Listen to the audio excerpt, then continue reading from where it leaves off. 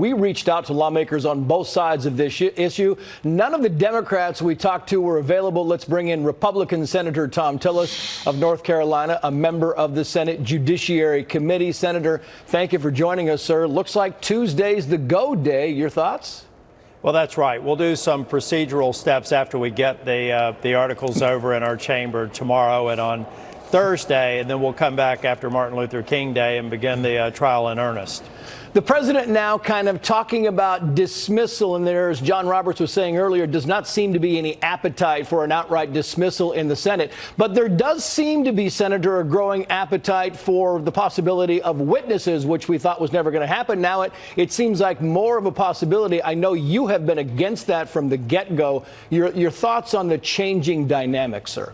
Well, Trace, I heard the segment where Ted Cruz spoke, so I want to also talk about the issue of dismissal. The way the organizing resolution that will pass on next Tuesday works is that we want to hear from the Democratic managers in the House. We want to hear, for the first time, I might add, from the President's Defense Counsel. That could take a couple of weeks, just based on the information sent over with the articles of impeachment. After that, then we'll have a vote on whether or not we even think we need to talk to any other witnesses. I, for one, will probably be a no unless there's additional information beyond what I've already read. But that will give every member an opportunity to make that decision after we've seen the weight of the evidence. But keep in mind, we're not here to do the House's work. Right. The only reason it'd be valid to pull forth a witness is because they have credible information where you need to fill in a gap. But what Chuck Schumer and what Nancy Pelosi want to do is the work of the House and the U.S. Senate. I'm adamantly opposed to that on principle and historic precedent. It's interesting, though, that the president now is talking about dismissal because all along he has said that he wants the opportunity to present this robust defense. Why now slowly the pullback, Senator? Well, honestly, I think the president's experiencing the same emotions that people in North Carolina and across the country are. They're over this. 1 in 3 people in a recent Harvard-Harris poll did not feel like the investigation was fair. Most people in North Carolina are tired of this. They're looking forward to the president signing the Chinese trade agreement. They're looking forward to us passing out USMCA this week.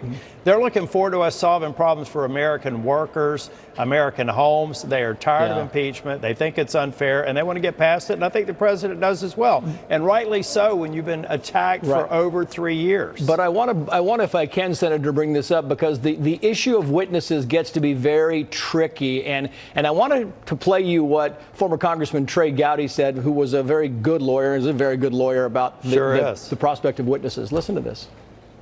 I don't like surprises. I don't like witnesses that I don't know what they're going to say.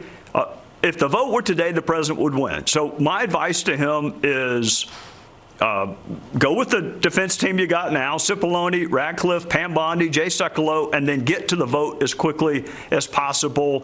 Don't inject any surprises or witnesses that you don't know what they're going to say. It's just not good in a trial for there to be a lot of surprises. Yeah, steer clear of the witnesses is the theme there, Senator. Yeah, and it's not because, and I think Trey, who's a good friend of mine, I don't think he's suggesting that. The Democrats would spin this as because you're hiding something. The fact of the matter is it was their job to build a case. It was their job to determine whether or not privilege was appropriate and whether or not they could depose witnesses. It's our job to weigh the evidence presented by the House.